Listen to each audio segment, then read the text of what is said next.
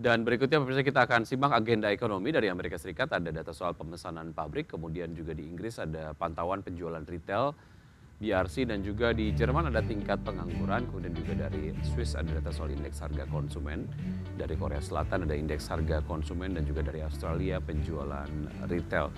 Kemudian agenda emiten untuk kita cermati di hari ini pemirsa ada Fuji menggelar RUPS, Mika dan juga Awan serta RGAS juga menggelar RUPS, sementara itu TB melakukan pembayaran dividen tunai, ISAT DPS dividen tunai, ISTKUM dividen tunai, ITIC DPS dividen tunai dan SPIN DPS dividen tunai.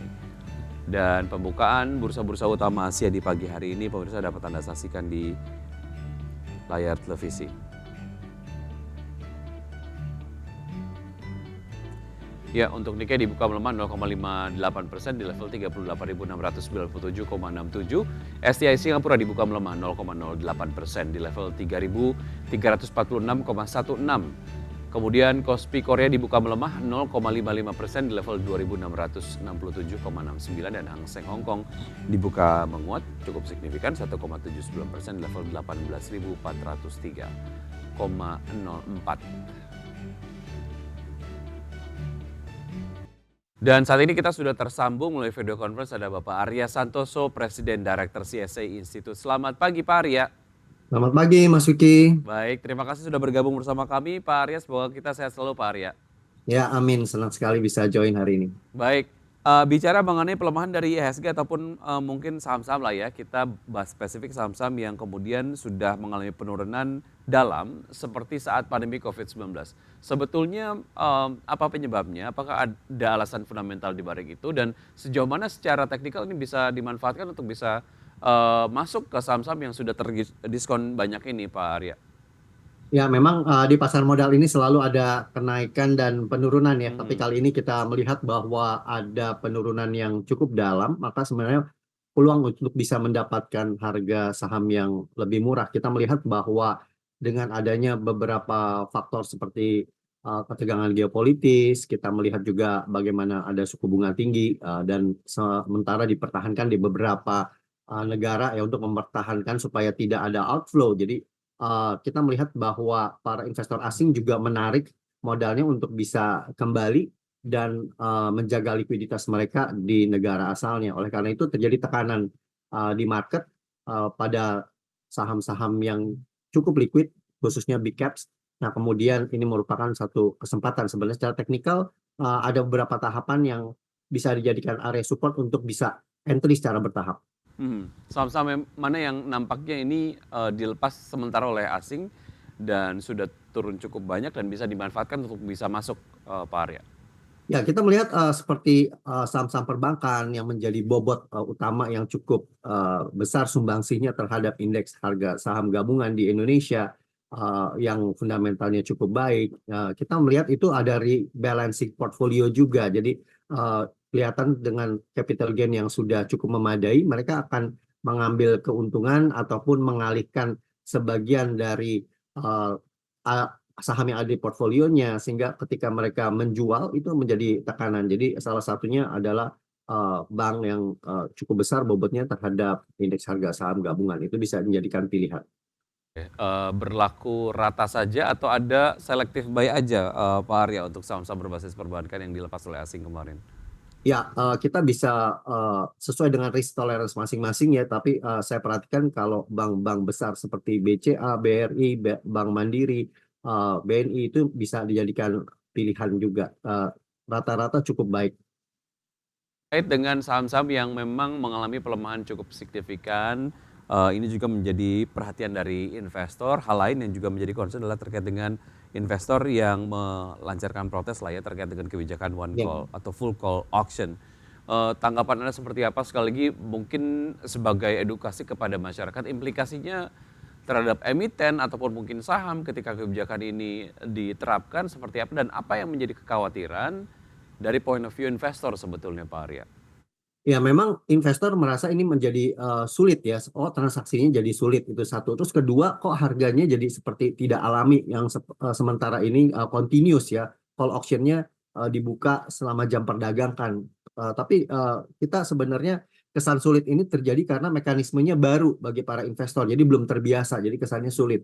Sebenarnya perbedaannya itu di cara perdagangannya yang nggak sama seperti biasa. Walaupun mekanisme itu sebenarnya sudah terjadi di awal atau di akhir sesi, seperti di pre-closing atau di pre-opening, itu kita sudah terbiasa lakukan call option itu ya. Jadi pembentukan harga itu. Nah, cuma bedanya memang ada sekitar 5 kali dalam seharian gitu. Nah, itu seolah-olah kita ngalamin seperti pre-closing atau pre-opening ya, seperti itu pembentukan harganya, mekanismenya sebenarnya mirip, cuma karena tidak continuous, tidak terbuka lihat bid offer seperti biasa, itu jadi kesannya seolah-olah tidak transparan begitu, jadi seolah-olah aneh gitu ya, kegiatannya, mekanismenya aneh.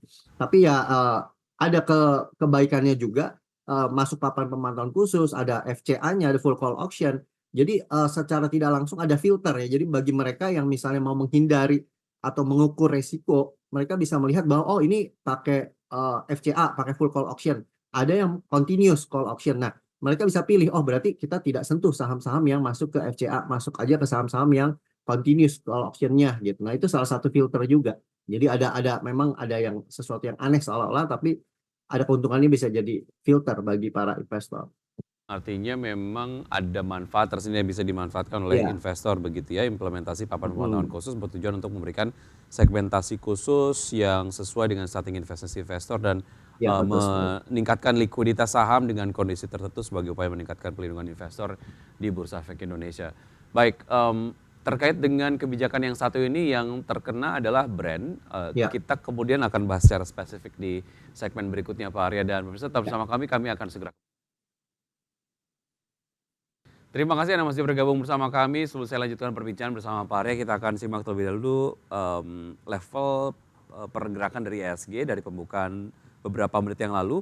Dan IHSG sejauh ini bergerak melemah 0,78% di level 7.091,295, terus bergerak tentu saja. Dan saham-saham yang masuk lanjut dalam target Genus sejauh ini ada PSDN, Suri, Care, PTRO, Buka, PV, Atla, MAPI, dan juga Film. Sementara itu top losers ada Inet, NZIA, Dewa, Humi, CEM, kemudian DNAR, RGAS, dan HAJJ. Baik, itu tadi dia update dari pergerakan di IHSG dari pembukaan sesi 1 beberapa menit yang lalu sampai dengan saat ini. Kita akan lanjutkan perbincangan bersama Pak Arya. Pak Arya, kita lanjutkan perbincangan dan juga pembahasan. Tadi kita sudah membahas mengenai saham pilihan Anda, 2 saham sudah terbahas. Kemudian di segmen ini kita akan bahas mengenai auto dan juga SMRA. Auto terlebih dahulu rekomendasikan buy Anda ya. Seperti apa untuk auto analisisnya Pak? Oke, kita memperhatikan memang auto ini salah satu emiten di mana kita melihat memang menjadi support ya di sektor otomotif yang juga kemudian sekarang sudah kembali bergejolak ya. Kita melihat bahwa harganya juga relatif cukup murah dari 3.620, saat ini sudah ada kembali di level harga 2.000, dan dikatakan bahwa earningnya juga selalu bertumbuh ya dari tahun ke tahun dan cukup optimis di level sekarang, bisa dikoleksi, dan bagi para investor bisa melakukan cicil beli di level harga sekarang, dan diperkirakan akan kemungkinan naik lagi sampai level harga 2.400, jadi ada upside sekitar 20%. Terakhir ada level 2020 cukup menarik ya untuk kemudian bisa masuk di level support dari auto sendiri. Dari auto kita menuju ke saham terakhir yang Anda rekomendasikan, ada SMRA. Seperti apa rekomendasinya Pak Arya? Ya, SMRA juga merupakan satu leading di sektornya, yaitu di properti. Kita melihat bahwa sektor properti walaupun tidak terjadi upside yang secara agresif, tetapi boleh dikatakan bahwa terjadi konsolidasi yang menarik di level harga 500 sampai ke level harga 700 untuk SMRA. Artinya juga terjadi pertumbuhan bagi para investor, bisa melakukan cicil beli di level harga sekarang, dan kemungkinan ada penguatan jangka pendek sampai level 580.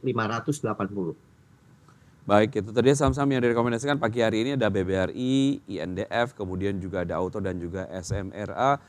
Sedikit mengenai review pergerakan IHSG harian ataupun proyeksi pergerakan IHSG sampai dengan pertemuan perdagangan nanti sore. Pak Arya, menurut Anda seperti apa? Ya, kita melihat bahwa hari ini kemungkinan ada penguatan yang cukup baik, level resisten di 7142 untuk hari ini.